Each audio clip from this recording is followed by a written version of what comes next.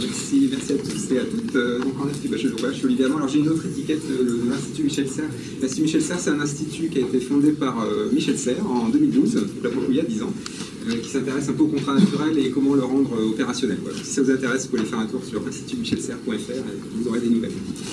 Alors, je vais vous parler en effet du vivant et de comment on peut utiliser le vivant pour questionner la performance. Alors quand on parle de vivant, vous savez, il y a le biomimétisme en ce moment là, à Paris, à la Villette. Donc quand on parle de vivant, très souvent ce qu'on met en avant, c'est la performance du vivant. Et souvent on présente le vivant comme une machine. Ça ne pas tout le temps, hein, mais souvent, si vous regardez les bouquins de biologie, il y a beaucoup de machines là-dedans. Donc là, par exemple, je prends le flagelle d'une salmonelle, et puis vous voyez un peu le rotor et tout ça, enfin, il y a tout un... Donc ça peut donner l'impression subliminale que le vivant, c'est une belle machine bien huilée. Et donc c'est évidemment ça que je vais questionner. Alors j'ai besoin d'utiliser le mot de performance, donc juste pour qu'on soit d'accord sur la définition, je prends la définition du contrôleur de gestion moyen. La somme de l'efficacité et de l'efficience, donc efficacité, atteindre son objectif, efficience avec le moins de moyens possible. Voilà, ça évite de partir en conjecture. C'est ça la performance pour moi, en tout cas, pendant le temps de ce séminaire. Alors pourquoi je vous parle de performance ? Parce qu'en fait, quand on regarde le monde dans lequel on est, en fait, on utilise beaucoup la performance, l'injonction de performance est très forte. Et en fait, ce que l'on fait dans le monde contemporain, dans nos sociétés contemporaines, c'est de beaucoup contrôler et de beaucoup optimiser. Donc c'est par exemple dans l'urbanisme, alors là je prends la gare de Pardieu, enfin le secteur de Lyon-Pardieu à Lyon, qui est aussi voilà, un territoire très optimisé, hein, j'aurais pu prendre le voisinage direct, c'est la même chose. Donc ça c'est pour les villes, mais évidemment qu'on a optimisé aussi la faune, donc ça c'est par exemple un élevage de poules industriel, et puis on a aussi optimisé le paysage, voilà, donc je pense que c'est assez clair. Donc on est dans un monde qui est optimisé et optimisable, c'est ça une valeur fondamentale. Alors la question c'est, est-ce que c'est une bonne idée d'optimiser ? Donc vous le savez bien, optimiser fragilise. Plus on optimise et plus on fragilise. Ça c'est un grand classique. Alors, on optimise quelque chose de local, mais on fragilise l'ensemble en général. Hein. Alors, je fais pas mal de formations à des chefs d'entreprise et je leur dis, si vous voyez le mot optimiser, posez-vous la question, qu'est-ce que je fragilise ? C'est tout simple. Hein. Alors, au-delà de cette critique-là, on peut prendre des petits exemples voilà, des médias. Hein. Voilà un exemple de deux optimisations qui se rentrent l'une dans l'autre. Donc là, c'est un porte-conteneur qui optimise le transport de biens. Dans le canal de Suez, qui est une autre optimisation du transport maritime international, vous les mettez ensemble et là, vous bloquez tout le transport international pendant une semaine. Donc ça, c'est voilà, un petit peu une première entrée, mais je voudrais en fait vous donner 4 clés. Il y en a d'autres, mais il y a 4 clés un petit peu pour critiquer la performance, hein, parce qu'il y en a besoin de cette respiration là, anti-performance. Alors la première clé, c'est évidemment cette histoire de pensée réductionniste. Quand on fait de l'optimisation, on considère que les problèmes sont indépendants et peuvent être réglés de façon séquentielle. C'est ça l'optimisation. Et évidemment que dans un monde complexe, c'est un fantasme. C'est pas du tout ça en fait. Hein. Les problèmes sont interconnectés et on ne peut certainement pas les régler de façon séquentielle. Donc en fait, c'est ce que je dis là, c'est on voit le monde comme une pelote de laine, on tire un fil et si on le fait passer par le chat de l'aiguille, on pense qu'on a résolu tous les problèmes. Cette pensée réductionniste a des problèmes. Deuxième clé, c'est l'effet rebond. Alors je pense que le lead, là, vous êtes bien au courant de ces histoires-là. Quand on fait des gains d'efficience, et surtout à l'heure écologique, de la transition écologique et tout ça, hein, l'efficience énergétique, c'est vraiment c'est l'étendard hein, de la cause écologique. Alors est-ce que vraiment ça marche, l'efficience énergétique ? Eh bien pas tout le temps, et souvent en fait ça ne marche pas à cause de l'effet rebond. Donc là je prends l'exemple des frigos. Les frigos, dans les années 60, il y en avait peu et ils n'étaient pas très efficients. On a augmenté l'efficience énergétique des frigos, du coup ils ont coûté moins cher et du coup on en a mis partout, dans toutes les pièces de la maison, une cave à vin, d'air conditionné, etc. Et donc au final, la consommation de ressources a augmenté. La consommation globale de ressources. C'est-à-dire que par unité, ça consomme moins d'énergie, mais puisque vous multipliez les unités, ça consomme plus d'énergie. Donc ça, c'est l'effet rebond typique. Donc ça marche pour le charbon, le pétrole, les métaux rares, ça marche pour tout ça. Donc l'efficience énergétique, il faut se poser la question d'effet rebond quand même, avant de dire que c'est une valeur positive. Troisième clé, c'est la loi de Goodhart. Alors la loi de Goodhart, elle est toute simple, c'est cette phrase, quand une mesure devient une cible, elle cesse d'être fiable. Donc ça veut dire que si vous mesurez quelque chose et que la mesure devient l'objectif, vous allez tout faire pour atteindre cet objectif. Et vous allez complètement oublier la question de départ. Donc ça, c'est un grand... Donc là, voilà, j'ai pris les drapeaux des JO, là, mais alors en version goudartisée, si vous voulez. Donc ça, c'est le dopage, évidemment. Donc en fait, alors, je vais prendre d'autres exemples. Hein. Bon, la compétition sportive, par exemple, c'est le fait de faire le meilleur score en sport. Pour atteindre ce meilleur score, vous allez vous doper, vous allez faire du blanchiment d'argent avec les paris, vous allez vous blesser, enfin, vous faites plus du sport, là. Vous êtes en train de vouloir être le meilleur au lieu de faire du sport. Moi, ce qui m'a toujours étonné, c'est qu'on dit le sport, c'est se dépasser. Super, mais pourquoi faut-il dépasser les autres?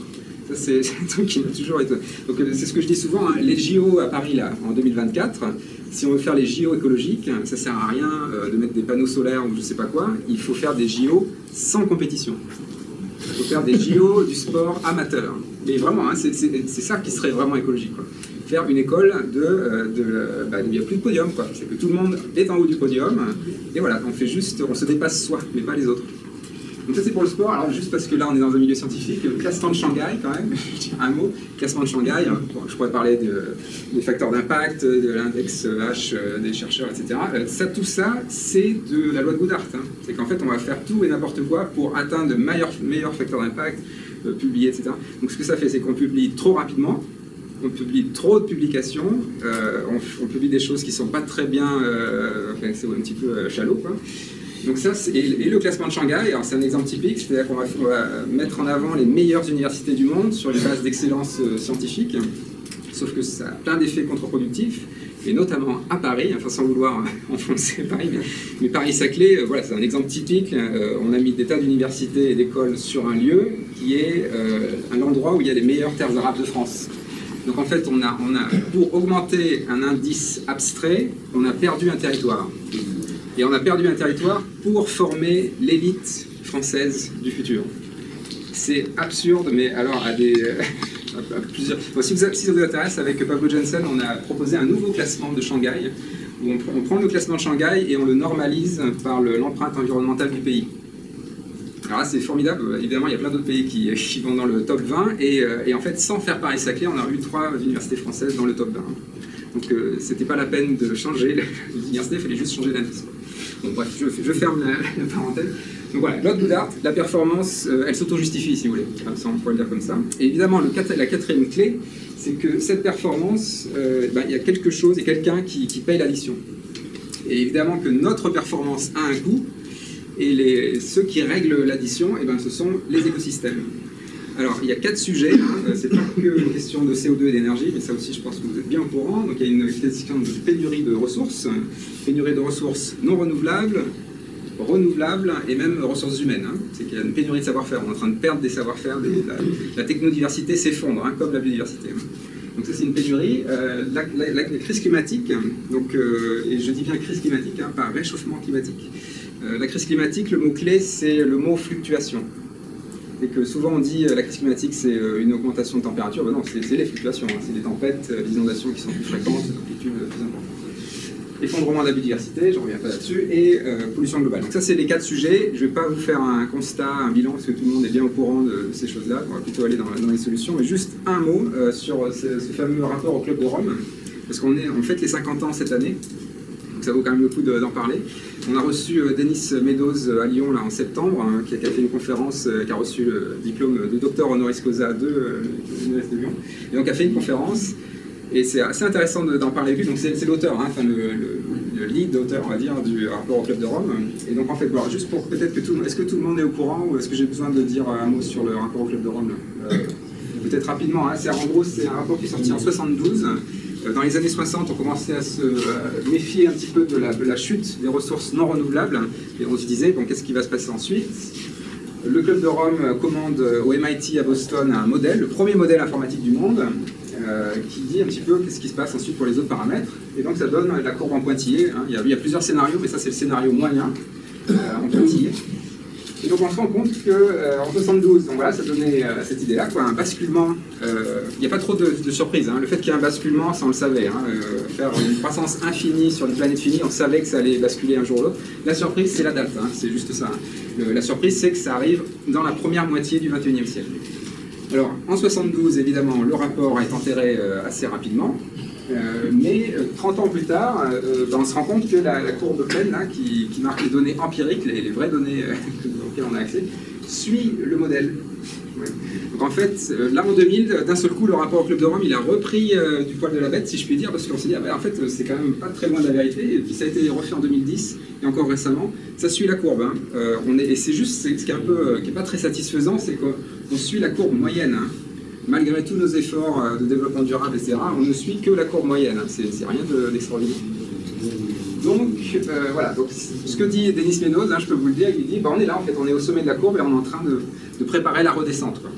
Donc, en fait, on est à un moment où ça commence à fluctuer un peu partout, socialement, écologiquement, énergétiquement, sanitairement, etc. Donc, ça fluctue et on est à un moment d'inversion. Au niveau de la civilisation, là, il se passe quelque chose d'assez important. Alors, bon, ça c'est juste pour dire que l'enjeu, il est quand même très élevé, c'est devenu l'enjeu du siècle. Hein. Alors, qu'est-ce qu'on fait par rapport à ça? Donc, en général, les deux grandes solutions qui sont mises en avant, c'est le développement durable, avec des déclinaisons, hein, mais développement durable, ou on va dire la décroissance. Je le dis en version caricaturale, hein, c'est l'esprit de la présentation. Alors, le développement durable, il y a plein de choses très intéressantes hein, dedans, il y a des très bons projets dans le tas, mais il y a beaucoup de projets qui sont contre-productifs, voire très contre-productifs. Alors, évidemment, je prends ma photo favorite, là vous avez Joe Biden qui serre la main au patron de l'automobile américaine, avec 2 SUV électriques et puis un gazon sans aucune biodiversité. Donc, voilà. Donc là, il n'y a vraiment rien de durable là-dedans. Hein. Là, donc c'est vraiment le développement durable qui se plante complètement. Alors, du coup, quand on voit ça, on se dit, bon, bah, du coup, je ne vais pas continuer dans cette voie-là, je vais plutôt aller voir ce qui se passe du côté de la décroissance. Sobriété, ralentir. Et évidemment, dans un monde en inversion, c'est pas une mauvaise idée de s'arrêter, de ralentir, peut-être voire même de reculer sur certains aspects. Le problème, c'est que ça ne mobilise pas. Et ça, il faut être clair, hein, ça ne mobilise pas. Si vous parlez à des citoyens, à des chefs d'entreprise, à des associations, en fait, ça ne marche pas. C'est quelque chose qui est imposé à nous. La décroissance, on est en train de la vivre cet hiver, on va vivre la décroissance énergétique. C'est pas quelque chose qu'on a fait de façon proactive. Hein. Il faut vraiment qu'on soit forcé à le faire pour le faire. Donc c'est pas un chemin qui va nous inciter à faire de la décroissance de façon proactive, hein, si on veut être à peu près réaliste. Donc du coup, on a un peu ces deux visions-là, et ce qui se passe en fait, c'est que face à ce dilemme, qui sont deux finalement mauvaises solutions, pour différentes raisons, on est démunis. En fait, quand vous parlez aux citoyens, je dis aux citoyens, c'est au sens général, hein, vos collègues, vos voisins, voilà, les gens que vous croisez dans la rue, tout le monde est démuni. Parce qu'en fait, l'enjeu il est énorme, et ça paraît pas du tout adapté. Quoi. Alors juste pour vous illustrer le degré de confusion dans lequel on est, voilà quelques exemples un peu choisis à dessein. Alors ici, là, c'est un exemple d'éoliennes au large du Royaume-Uni, là, les très très grandes éoliennes là, qui font 260 mètres de haut. Alors ces éoliennes, hein, elles ont des pales hein, qui ont du balsa qui vient de forêt équatoriale sud-américaine. C'est des pales composites, donc c'est inrecyclable, hein. Tout ça c'est enfoui une fois que c'est démantelé, et à l'intérieur il y a un moteur, il y a un aimant qui fait 7 tonnes, et c'est 7 tonnes de métaux rares. Donc il n'y a absolument rien de durable dans cette éolienne. Alors, elle fait beaucoup d'électricité par contre, hein. Ça par contre c'est bien. Mais... Alors aussi le tout électrique, hein, mais ça je pense que vous êtes bien au courant, la quantité de cuivre disponible. On arrive un petit peu, alors les chiffres hein, c'est toujours très discutable, hein, ça, parce qu'il y a des tas de débats là-dessus, mais on arrive quand même à un moment où on ne va pas pouvoir consommer du cuivre comme ça éternellement. Vous le savez probablement, hein, une voiture thermique c'est 20 kg de cuivre, une voiture électrique, une Zoé, hein, c'est 80 kg de cuivre, une borne électrique c'est 100 kg de cuivre. Donc quand Joe Biden dit qu'il va électrifier tous les États-Unis, c'est juste impossible, c'est physiquement impossible. Donc si on fait pareil en Europe, c'est physiquement impossible. En tout cas, tel que l'électricité est conçue actuellement, c'est pas gérable. C'est-à-dire que quand on dit on va passer à la voiture électrique, tous les Français auront une voiture électrique, ça veut juste dire qu'on va réduire le parc automobile. Hein, c'est ça que ça veut dire. Bon, alors ça marche pas non plus. La RSE, hein, la responsabilité sociale et environnementale, qu'on voit dans les entreprises, en fait, c'est souvent vu comme une contrainte supplémentaire. C'est pas vu forcément comme un projet de société, si vous voulez, de société ou d'entreprise. Et donc là, j'ai juste pris une photo, là aussi, à dessin. Vous voyez, ça, c'était pris sur le site web d'une boîte qui avait sa page RSE. Et puis là, vous voyez une magnifique ampoule à réduction d'énergie, là. Pleine de mercure, hein, comme vous savez. Ça, c'est des ampoules qui ne sont pas du tout écolo, hein, en fait. Donc c'est de la RSE encore mal comprise. Donc, Donc en fait, bon voilà, vous voyez, on est vraiment démunis. Donc ça c'est pour la partie sociétale, j'ai envie de dire. Et puis si on va dans les organisations internationales, et ben c'est pareil, hein, les organisations internationales sont aussi démunies, elles font des choix qui sont très critiquables. Alors je vais commencer par les objectifs de développement durable. Alors les objectifs de développement durable, a priori tout le monde est d'accord, hein, 17 objectifs politiquement très corrects, hein, pas de pauvreté, de l'eau potable, enfin voilà, tout le monde est d'accord avec ça. C'est juste que c'est très mal pensé. Si vous avez 17 objectifs du développement durable, ils vont être en compétition les uns avec les autres, forcément. Donc si vous atteignez l'objectif 6, d'avoir de l'eau potable, peut-être que jamais vous atteindrez l'objectif 1, qui est de ne pas avoir de pauvreté. Donc en fait, les objectifs du développement durable, c'est du déclaratif, ça fait du bien parce que c'est des belles valeurs, mais ce n'est pas du tout opérationnel. C'est du top-down qui dit, on ne vous dit pas comment faire, et en plus, tel que c'est présenté, c'est plutôt de la compétition. Deuxième critique qu'on peut faire, c'est le GIEC. Le GIEC, hein, qui est un petit peu l'étendard de la cause environnementale, climatique, créé en 1988. Et donc ça, c'est la quantité de CO2 qu'on trouve dans l'atmosphère. Donc vous voyez que depuis que le GIEC a été créé, il y a eu un très très gros impact, hein. Ça continue à augmenter à peu près à la même vitesse. Bon, c'est peut-être que je ne suis pas assez patient, hein. Peut-être que ça va finir par se tasser, mais pour l'instant, il y a eu vraiment zéro impact. Et donc, il faut un petit peu se poser la question, qu'est-ce qui se passe? Donc, le GIEC, hein, ça a été créé en 1988. En 1988, qui a autorisé le GIEC? Qui a autorisé le GIEC? Eh ben, c'est Reagan et Thatcher, qui étaient en charge à l'époque. Donc en fait, ce qu'on a décidé à l'époque, c'est qu'il y avait une grande crise climatique, une grande crise environnementale, et on l'a réduit à un problème de CO2 et à un problème de technologie. Le GIEC, c'est ça sa source. Alors heureusement, le GIEC s'est émancipé depuis ça, mais au départ, il y a quand même un péché d'origine, hein, quand même, hein, très clairement. Donc voilà, c'est aussi un problème, c'est une vision très techno-confiante de la question climatique.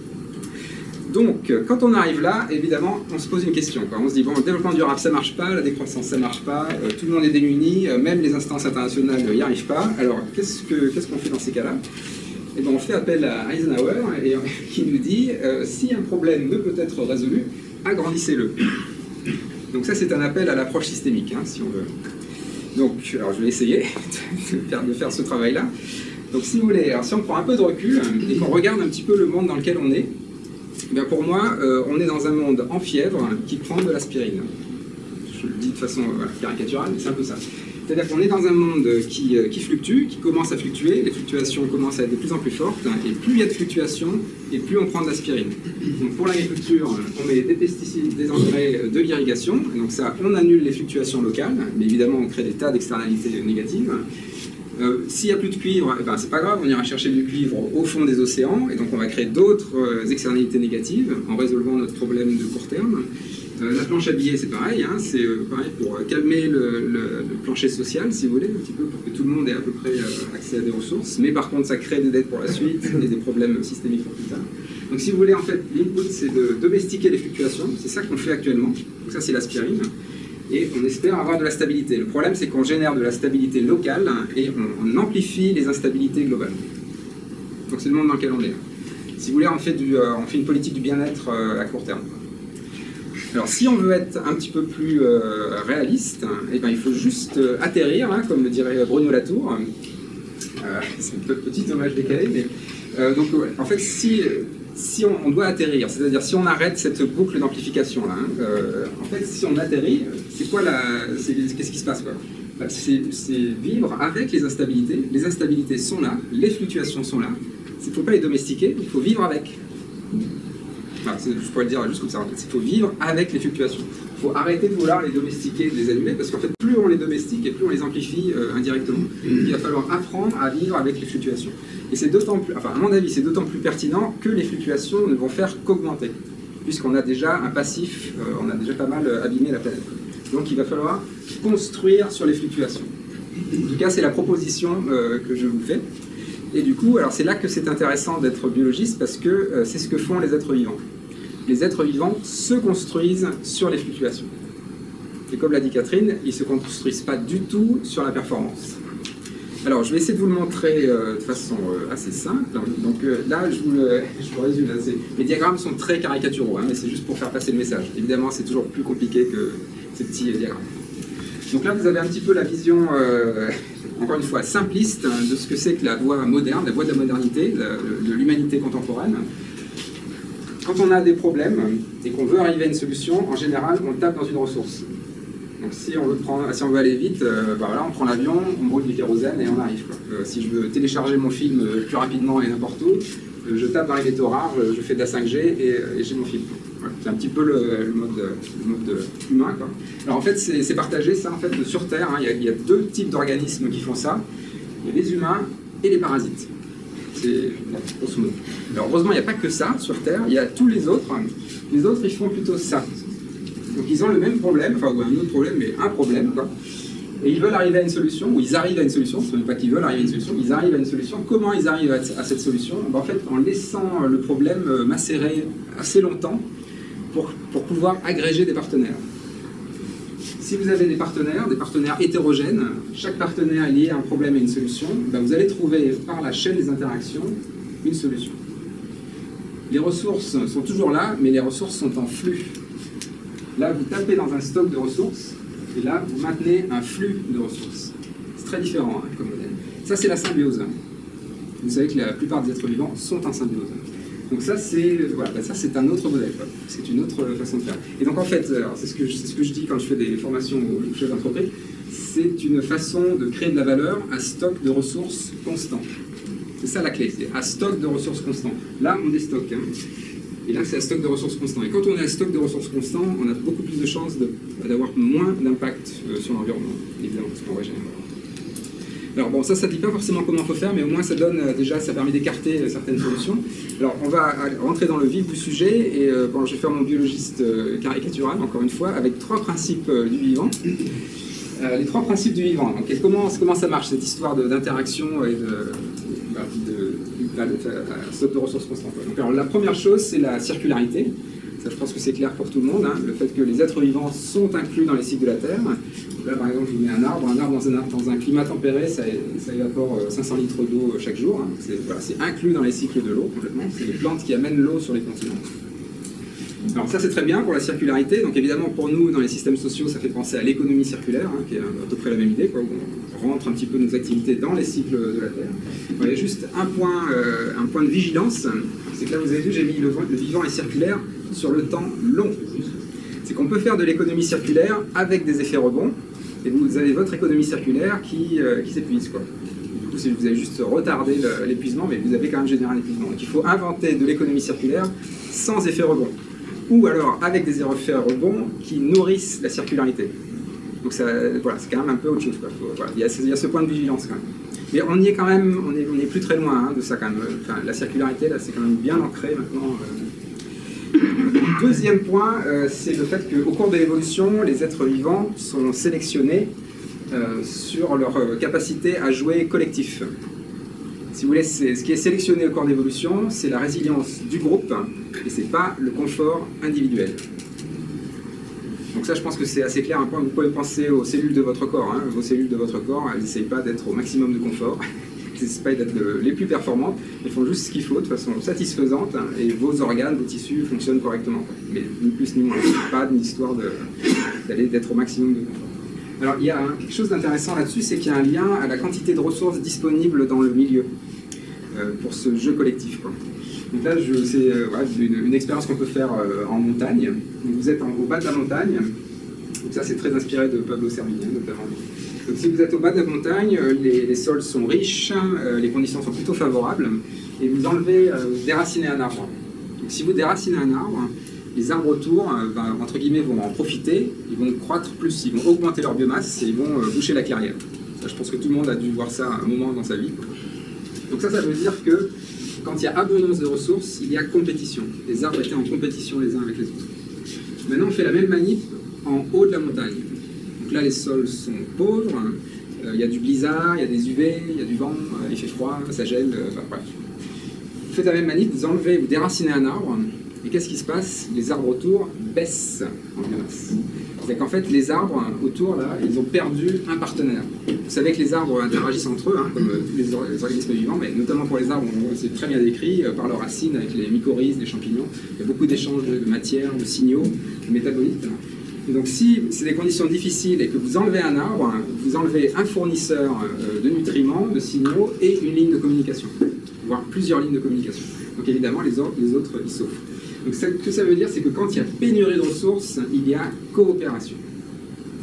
Et ça, ce qui est vrai dans la montagne, c'est vrai aussi pour des levures en tube à essai, des manchots sur la banquise, les cellules de votre corps, des fourmis, les abeilles, enfin ce que vous voulez. Ça marche à tous les coups. Donc c'est juste la question, c'est le seuil, quoi. Où est-ce qu'est le seuil exactement? Ça, c'est plus difficile à juger, mais par contre, les deux extrêmes sont très bien documentés. Voilà, donc là, ce que ça veut dire hein, pour nous, pour les systèmes sociaux, c'est qu'en fait, aujourd'hui, on est en état de pénurie de ressources, hein, comme je disais tout à l'heure, mais on est même au-delà de la pénurie, hein, on est en train de taper dans les ressources des générations futures, donc on est en dette, on est au-delà de la pénurie. Et pourtant, les valeurs de compétition et de compétitivité ont toujours le vent en poupe, hein, toujours l'injonction de performance. Donc en fait, ça n'a aucun sens. Hein. Enfin, je pense que n'importe qui dirait bah, vous avez peu de ressources et vous vous mettez en compétition les uns avec les autres, c'est la catastrophe assurée. Quoi. Bah, pourtant, c'est ce qu'on fait, on a tous les chiffres et on le fait quand même. Donc, évidemment, le futur, c'est la coopération. Bon, la bonne nouvelle, c'est qu'en tant qu'être biologique, nous sommes câblés pour gérer ça. Hein. C'est que quand on sera vraiment dans la pénurie, on va coopérer. Hein. Il n'y a pas trop de soucis de ce point de vue-là. La question, c'est jusqu'où on va aller dans la pénurie. Alors, le troisième sujet, c'est celui qui m'intéresse le plus, parce qu'à mon avis, c'est le plus important des trois, c'est cette histoire de robustesse, comme disait Catherine. En fait, ce qui est sélectionné au cours de l'évolution chez les êtres vivants, c'est leur capacité à être robustes. Alors là, j'ai mis le mot résilience, il faudrait que je le corrige, parce que la résilience, aujourd'hui, c'est... je vais peut-être juste dire un mot sur la résilience. Le mot est très galvaudé, quoi. Que la résilience, hein, c'est un mot des sciences des matériaux. Hein. En gros, c'est un matériau élastique, quoi, qui est capable de revenir à sa position de départ.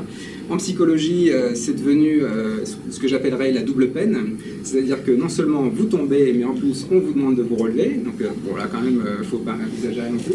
Donc, et la résilience en socio-écologie, c'est beaucoup plus intéressant. C'est la capacité à persister, à s'adapter et à se transformer. Donc vous voyez, en fait, la résilience, ça a des tas de sens différents et c'est compliqué en fonction d'où on en parle. Alors je préfère parler de robustesse, parce que la robustesse, c'est tout simple, c'est maintenir le système stable malgré les fluctuations. Maintenir le système stable malgré les fluctuations. C'est ça. Donc en tout cas, c'est comme ça que je le définis pour le séminaire, là, pour qu'on soit d'accord. Et du coup, c'est ça qui est sélectionné au cours d'évolution. Chez les êtres vivants, c'est la robustesse. Et cette robustesse, comment elle se construit chez les êtres vivants? La robustesse, chez les êtres vivants, elle se construit contre la performance. Et donc c'est là qu'il y a un sujet, parce que si on a identifié la performance comme étant un problème d'origine dans les enjeux actuels, et que si on rentre dans un monde fluctuant, donc il faudra être robuste, et bien là ça nous fait deux bonnes raisons de critiquer la performance et peut-être d'ouvrir un autre chemin. Alors ici, je vous donne quelques valeurs clés du vivant. Parfois je parle de programme politique du vivant. Alors le programme politique du vivant, c'est inefficacité, et pas d'intention, hein. Hétérogénéité, incertitude, hein, beaucoup d'aléatoires, hein, vous savez bien, ça, il y a plein de processus stochastiques chez le vivant, beaucoup de lenteur, et beaucoup de délais, hein, il y a des délais dans tous les réseaux de gènes, les réseaux de neurones, les réseaux d'écosystèmes, c'est bourré de délais à tous les tournants. C'est aussi bourré de redondance, c'est extrêmement redondant, les systèmes biologiques, c'est extrêmement incohérent. Et ça, l'incohérence, c'est presque pour moi la valeur cardinale du vivant, c'est très très très très incohérent. Et en plus, tout ça, c'est inachevé, parce que si c'était achevé, ce serait mort. Tant que c'est vivant, c'est inachevé. Donc vous voyez, en fait, c'est que des valeurs hein, qui, pour un humain du XXIe siècle, sont plutôt des valeurs négatives, des contre-performances, alors qu'en fait, le vivant prend ces contre-performances, les met en interaction, et la propriété émergente de ces contre-performances, c'est une nouvelle valeur, la robustesse. Alors ça mérite quand même de s'arrêter une seconde. Alors je vais prendre mes exemples favoris, là, deux exemples en biologie pour les montrer. Température corporelle, 37 degrés. Si on isole les protéines et les enzymes de votre corps, hein, vous avez le corps des mammifères ou des oiseaux, on trouve des enzymes qui ont un optimum, en général, hein, pas toujours, mais l'essentiel, à 40 degrés. Donc 3 degrés de différence, hein, 3 degrés de différence, ça veut dire que pour certaines enzymes sont 1 million de fois plus actives à 40 degrés qu'à 37 degrés. Donc à 37 degrés, nos corps fonctionnent de façon satisfaisante. Ni plus ni moins. Good enough, c'est ce que je dis. C'est ça la biologie, hein. C'est les êtres biologiques qui sont juste good enough, quoi, satisfaisants.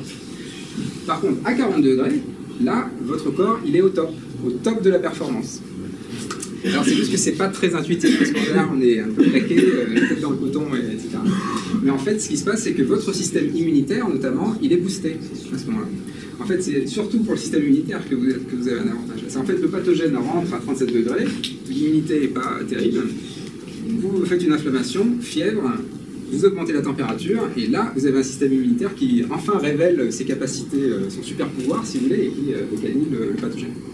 Donc en fait, là, il y a deux messages, hein, et deux messages philosophiques importants. Le premier, c'est que nos corps sont sous-optimaux, sont bien en dessous de l'optimum, pour gérer des fluctuations. Et là, en l'occurrence, une fluctuation de pathogènes. Et le deuxième message, c'est qu'on s'autorise la performance, mais c'est juste un coup de bourre, hein. C'est transitoire. C'est que la 40 degrés, hein, c'est 2-3 jours hein, à 40 degrés. Après, vos protéines, elles se dénaturent. Donc on revient au niveau de croisière à 37 degrés. Donc, le deuxième message, on peut s'autoriser la performance, mais c'est plutôt des pics, quoi. Donc le niveau de base, il est plutôt dans le côté satisfaisant, pas très bon, et puis de temps en temps, un pic. Donc là, c'est pour la température corporelle. Alors j'ai un autre exemple qui me plaît encore plus.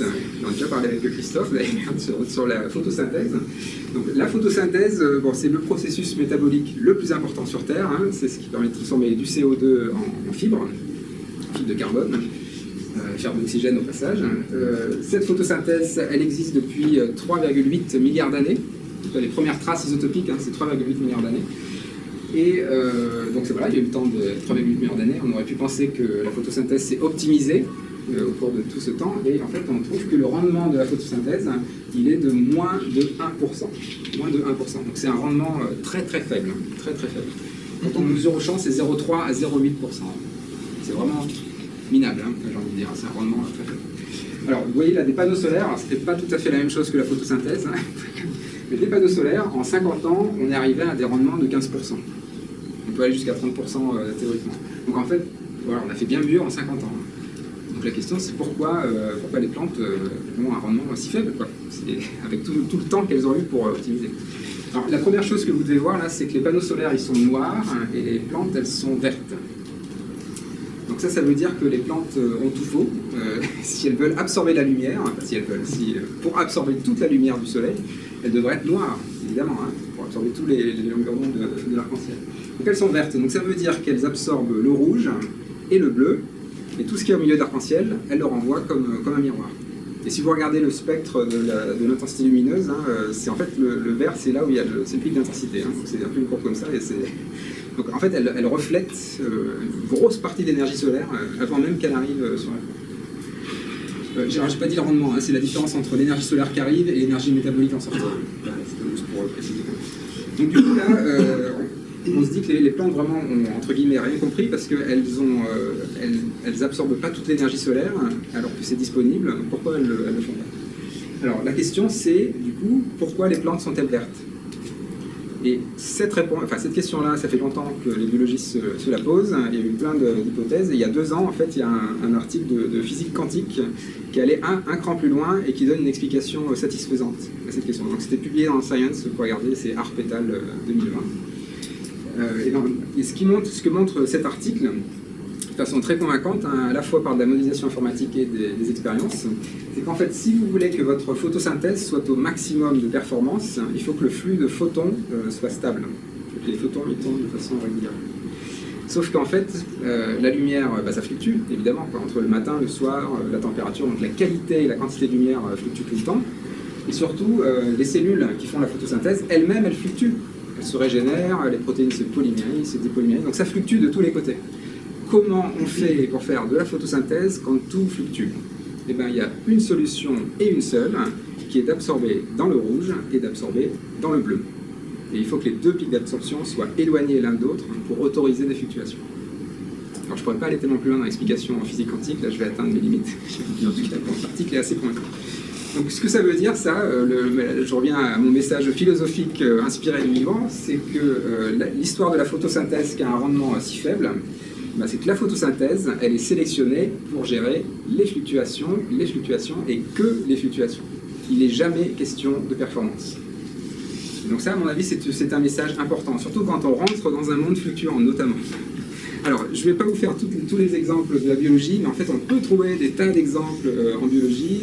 Alors, pour les voisins de MSC, évidemment, en mécanique, il y a plein d'exemples comme ça, de conflits, d'incohérences qui génèrent de la robustesse mécanique notamment. Donc, en fait, il y a plein d'exemples comme ça qu'on peut trouver dans le vivant et qui, à la fin, construisent de l'adaptabilité. Et je dis bien adaptabilité, hein, pas adaptation. L'adaptation, c'est dépassé aujourd'hui. Hein. Quand on dit qu'il faut s'adapter, non, c'est trop tard. Hein. S'adapter, ça veut dire qu'on sait ce qui va se passer.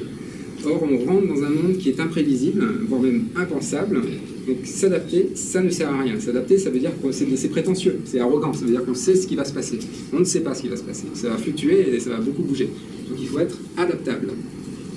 Les mots adaptable et adapté se ressemblent. Pourtant, ils n'ont rien à voir. Hein. Être adapté, c'est on optimise et on se canalise dans une voie. Être adaptable, surtout, on ne se spécialise pas du tout, on ouvre le champ des possibles, donc c'est des compétences complètement différentes. Donc ce que fait le vivant, c'est ça, adaptabilité. J'ouvre le champ des possibles. Alors, il faut que j'avance. Je vais vous résumer tout ce que je vous ai dit en une courbe. Voilà, le progrès de l'humanité, je vous présente en une courbe. Alors, le progrès de l'humanité, c'est des incréments de performance. Hein, séquentielles, il y a eu des accélérations, mais grosso modo, c'est des incréments de performance. Et on se rend compte que plus on augmente la performance, plus la viabilité de l'humanité diminue. On est dans cette époque-là, actuellement. Donc si on continue à performer comme ça, on va juste continuer à décroître. Si on fait du développement durable, de l'efficience énergétique, on va continuer toujours pareil, avec les effets rebonds, tout le bazar. Si on fait de la décroissance, on va aller dans l'autre sens, mais bon, voilà, ça ne marche pas, ça ne mobilise pas. Donc du coup, c'est quoi le progrès au XXIe siècle? Ben, c'est tout simple, hein, il faut changer d'axe. Le progrès au XXIe siècle, hein, enfin pour moi en tout cas, et je pense qu'on n'aura pas le choix, c'est des incréments de robustesse. Quand on rentre dans un monde fluctuant, encore une fois, ça ne sert à rien d'augmenter la performance. Il faut augmenter la robustesse. Et donc ça veut dire qu'il y a plein de choses à inventer pour faire cette robustesse. Et du coup, la question c'est, est-ce qu'on peut s'inspirer du vivant? Est-ce qu'il y a des leçons à prendre de ce vivant qui est construit contre la performance pour alimenter la robustesse? Alors la bonne nouvelle, c'est qu'en fait on n'a pas attendu de faire des projets de recherche et des tâches. En fait la société est déjà en train de prendre ce tournant-là. En fait ce que je suis en train de vous dire aujourd'hui, c'est que la robustesse, c'est pour moi le critère pour filtrer les solutions du développement durable ou les solutions écologiques. C'est que si votre solution n'alimente pas la robustesse, probablement qu'elle alimente la performance et qu'en fait elle est contre-productive. C'est le critère pour filtrer. C'est ce que je dis souvent aussi, hein, c'est qu'on ne manque pas de solutions. On dit souvent on n'a pas de solution face à la crise climatique. Non, en fait on a trop de solutions. Trop de solutions contre-productives. Donc il faut filtrer, il faut trier. Et la question du coup c'est quel est le critère?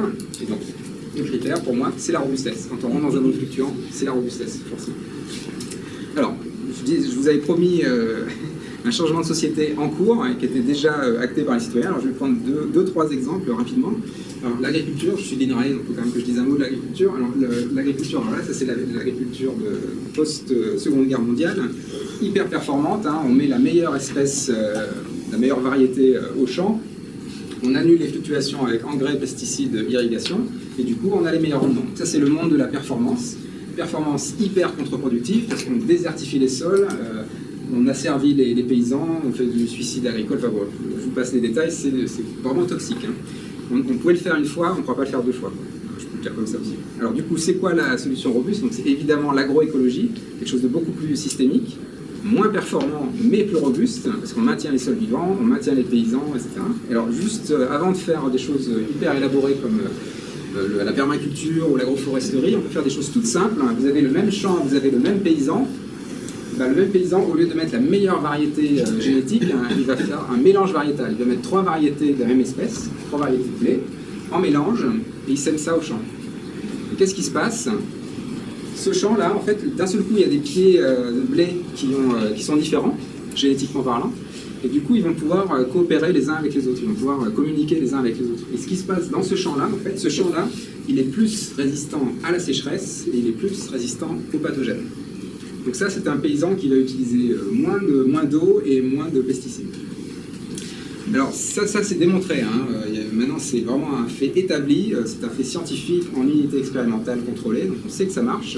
Mais la bonne nouvelle, c'est que c'est en train de basculer dans la société. Les paysans n'ont pas attendu que les chercheurs leur disent de basculer en mélange variétal, ils le font aujourd'hui. Donc là, ce que vous voyez, c'est la surface de blé tendre cultivée en mélange en France. 2010, c'était moins de 5% des surfaces cultivées. Et vous voyez, 2020, on en est pour l'Hérault à 42%. Vous voyez très bien, l'Hérault, 44%. Donc vous voyez, ça a basculé en 10 ans. Hein. Et ça ne va pas s'arrêter. Hein. Et ils sont pas idiots, hein, les paysans. Hein. Ils voient bien que ça marche mieux, ça coûte moins cher. Enfin, c'est là, écologie et économie ensemble, ça marche super bien. Il y a un autre exemple comme ça, c'est la construction aussi. Hein. Vous savez, on fait des habitats en construction avec des matériaux hyper performants. Souvent, c'est hyper performant même d'un point de vue écologique, hein, c'est-à-dire des bâtiments basse énergie, qui créent de l'électricité, tout ce que vous voulez. C'est souvent des matériaux hyper technologiques qui consomment beaucoup d'énergie à la construction, à la fabrication, qui polluent les intérieurs, et après, il faut encore de l'énergie pour les démanteler. Donc si vous faites le cycle de vie complet de ces matériaux-là, pas tous, hein, mais beaucoup de ces matériaux-là, ça peut être contre-productif. Donc du coup, il y a quelque chose qui monte beaucoup, c'est les autres matériaux, l'autre BTP, donc c'est bois, terre, paille. Et donc par exemple la terre crue, vous voyez le NTPE, hein, l'École nationale des travaux publics, ça a une filière actuellement sur la terre crue, sur la paille et sur le bois d'ailleurs. Donc en fait on est en train d'apprendre aux ingénieurs actuellement de se réapproprier des savoirs plus anciens, simplement parce que c'est plus écolo. Mais en fait quand je dis plus écolo, c'est surtout plus robuste. C'est des matériaux moins performants, mais plus robustes. Parce que là c'est robuste de plusieurs façons, mais notamment c'est robuste socialement. C'est-à-dire que c'est des matériaux qui sont faciles à prélever, c'est des matériaux qui sont faciles à manipuler, les protocoles sont faciles à partager, vous pouvez faire de l'insertion sociale avec ça, quand vous faites de la terre crue, votre habitat il est réparable, il est adaptable, enfin vous voyez, il y a plein de vertus, vous pouvez faire du lien social avec, vous voyez, c'est très robuste XXL. Quoi. Donc c'est ce que je dis souvent, c'est en fait la bascule de la performance à la robustesse, ça va nous faire redéfinir ce que c'est qu'un ingénieur au XXIe siècle. Un ingénieur au XXe siècle, dans l'ère de la performance, c'est quelqu'un qui fait des incréments de performance en utilisant des délégations techniques distantes. Il essaie de trouver des objets très complexes voilà, pour ajouter du bien-être, du confort aux personnes, mais finalement on est aliéné par rapport aux machines qui nous entourent. On va basculer vers des ingénieurs qui vont plutôt faire de la robustesse. Et la robustesse, c'est quoi? Ça veut dire c'est faire du design d'objets qui sont réparables, adaptables par les citoyens. Si vous voulez, idéalement, dans son propre village, quoi. C'est-à-dire qu'on peut toute la technologie qu'on a, toute la technodiversité qu'on a, on pourra la réparer localement. Donc c'est autonomie technique. C'est de l'autonomie active, hein. C'est toujours pareil, hein. C'est pas de l'autonomie comme ça, hein. C'est de l'autonomie active. Alors voilà, donc ça c'est la bascule performance robustesse. Si vous voulez, on est dans un monde d'injonction de performance, et puis de temps en temps on pense un petit peu à la robustesse. Dans un monde fluctuant, on va forcément inverser ça. Hein. Ce sera la robustesse par défaut, et de temps en temps, on s'autorisera des niches de performance. Et je le dis au futur, hein, que pour un scientifique, c'est bizarre de dire le futur quand on sait qu'on ne peut pas prévoir le futur. La seule chose qu'on sait du futur, c'est que c'est incertain. Hein. Notre seule certitude, c'est le maintien de la certitude. Et même l'amplification de la certitude. Donc du coup, voilà, encore une fois, la robustesse répond.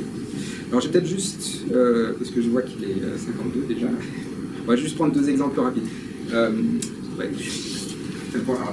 Évidemment, cette bascule de la performance à la robustesse, c'est une réponse au burn-out. Hein. Je pense que ça ne vous a pas échappé. Le monde de la performance qui se crache, il se montre très très bien avec l'épidémie de burn-out généralisée qu'on voit. Et donc ici, là, je vous prends l'exemple d'un groupe d'infirmières, Buurtzorg. Si vous avez lu le bouquin de Frédéric Laloux, ça va vous parler. Là. Il y a aussi des conférences en ligne. Buurtzorg, en fait, c'était un collectif d'infirmières qui était à fond dans la performance, dans l'optimisation, donc essayait de voir le maximum de patients chaque jour, et qui du coup, voilà, essayaient de faire des gains, donc des gains commerciaux, si vous voulez.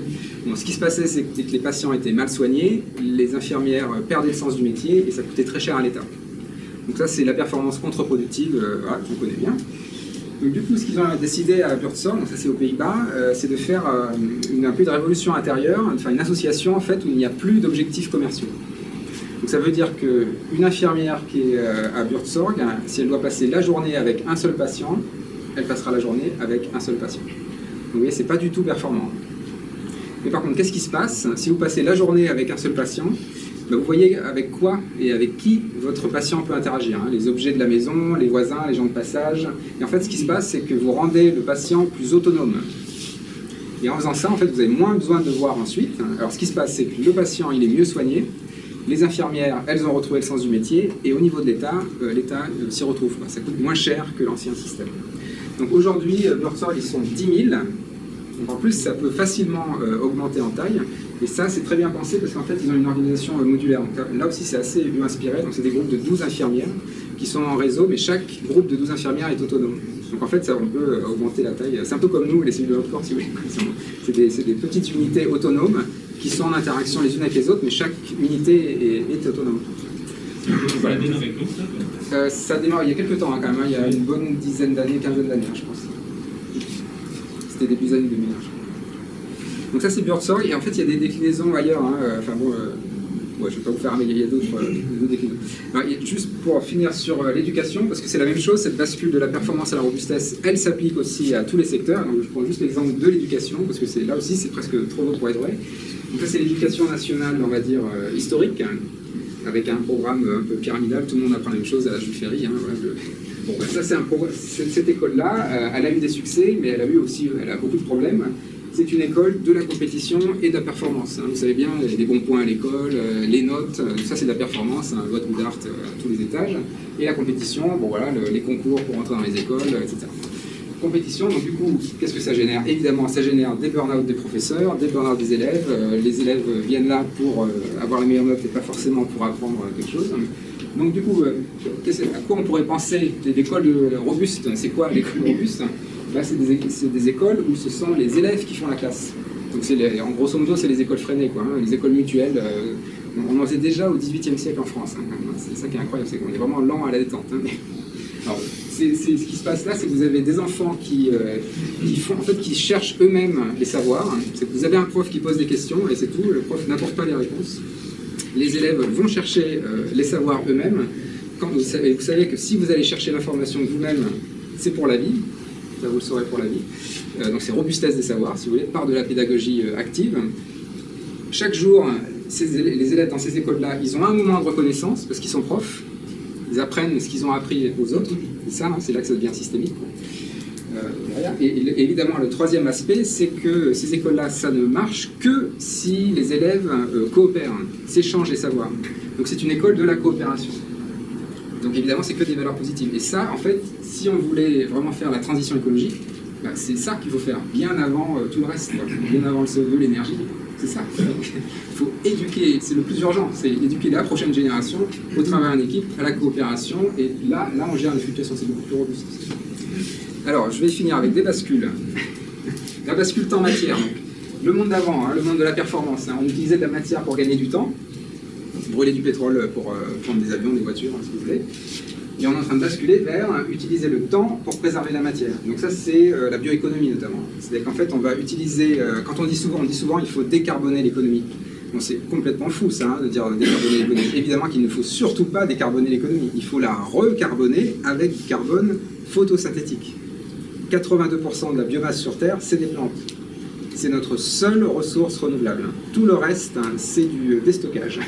Donc en fait, c'est pour ça que ça prend du temps. Il faut laisser pousser les plantes. Et évidemment, il y a des tas de questions juridiques entre les aliments, les matériaux, etc. Donc c'est-à-dire qu'il faut aussi... voilà, il y a tout un sujet.